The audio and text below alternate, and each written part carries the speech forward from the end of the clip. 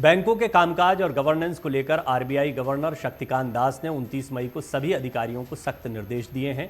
Governor का कहना है कि उनके लिए ग्राहकों के पैसों की सुरक्षा सबसे ऊपर है। यहां पर सवाल उठता है कि ग्राहकों के पैसों पर गवर्नर को क्यों चिंता जतानी पड़ी। क्या बैंकों में पैसों पर गड़बड़ियां चल रही हैं?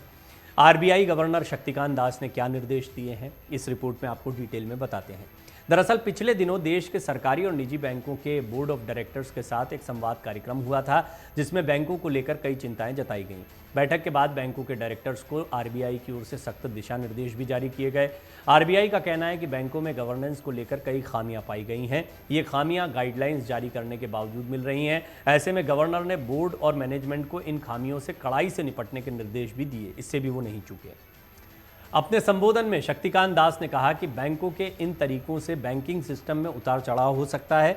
जब समय अच्छा होता है तब अक्सर लोग जोखिम को नज़रअंदाज कर देते हैं। ऐसे में बैंकों के बोर्ड ऑफ डायरेक्टर और सीनियर मैनेजमेंट को बाहरी जोखिम पर नज़र रखना चाहिए और इंटरनल सिस्टम को मजबूत करना चाहिए। हालांकि इसके अलावा गवर्नर ने भारतीय बैंकिंग सिस्टम की तारीफ भी की और कहा कि पिछले कुछ समय से और खासकर कोविड के दौरान यूरोप में तनाव के हालात और दुनिया के कुछ विकसित देशों में बैंकिंग संकट के संकेतों के बावजूद भारतीय बैंकों ने बेहतर प्रदर्शन किया है। आरबीआई गवर्नर ने अपने संबोधन में एनपीए यानी नॉन परफॉर्मिंग असेट्स पर सबसे ज्यादा चिंता जताई। खासकर बैड लोन छिपाने और खुद को मुनाफे में दिखाने की बैंकों की प्रैक्टिस पर गवर्नर ने सवाल उठाए। आरबीआई का कहना है कि बैंक लोन की एवरग्रीनिंग कर रहे हैं। स्ट्रेस्ड लोन के स्टेटस को छिपाने के लिए नए नए तरीके अपनाए गए हैं। एक दूसरे के खराब लोन बचाने के लिए बैंकों की साठगांठ है और उन्होंने लोन बिक्री और लोन बाय बैक के जरिए खराब कर्ज छिपाने की कोशिश की है। अच्छे और खराब लेनदारों के बीच स्ट्रक्चर्ड डील हो गई है।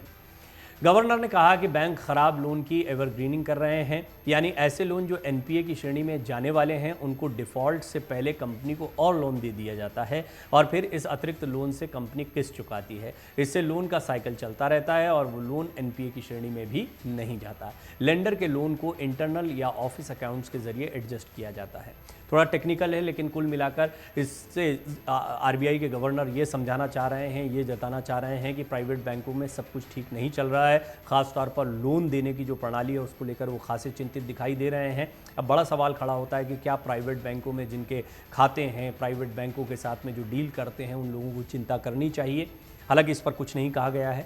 आरबीआई की चिंता में बैंकों के मैनेजमेंट में संतुलन न होना भी है। आरबीआई गवर्नर ने कहा कि बैंकों के बोर्ड के फैसले लेने में एमडी और सीईओ का ज़्यादा प्रभाव दिख रहा है। वहीं कुछ मामलों में बोर्ड की ओर से दी गई जानकारी गलत पाई गई है। बोर्ड के एजेंडा नोट में पूरी जानकारी नहीं दी गई है। कई बार एजेंडा नोट के नाम पर पावर पॉइंट प्रेजेंटेशन भेजा गया है। एजेंडा पेपर वक्त पर जारी नहीं किया गया। यही नहीं, बैंकों ने स्मार्ट अकाउंटिंग के जरिए मुनाफा बढ़ा चढ़ाकर दिखाया है। गवर्नर ने यह भी कहा कि जब समय अच्छा होता है तब अक्सर जोखिम को नज़रअंदाज किया जाता है। इसलिए board of director senior management को बाहरी जोखिम पर नज़र रखनी चाहिए।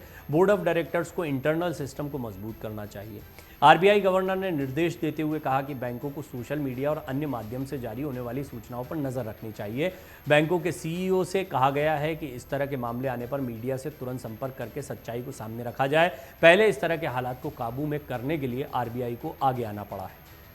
मन से उजाला कर चले, मन से उजाला कर चले, एक अमर उजाला कर